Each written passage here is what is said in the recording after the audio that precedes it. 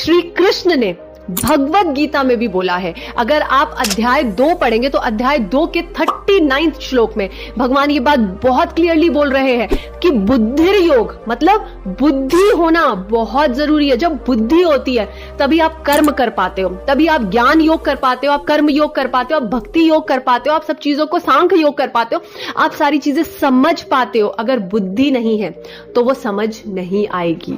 कितनी भी अच्छी कोई बात कर रहा हो हमें समझ नहीं आएगी, कितने भी अच्छे हमारे कर्म हो हमें वो समझ नहीं आएंगे, कितना भी हम चाहे हम भगवान से जुड़ जाएं, हम भक्ति कर ले, पर बिना बुद्धि के वो सारे कार्य नहीं होते। तो ये 6% हमारी जो बुद्धि है ये बहुत इंपॉर्टेंट रोल प्ले करती है। बुद्धि गुरु ये बहुत इंपॉर्टेंट है हमारी लाइफ में। 6% of our life depends on हमारी बुद्धि।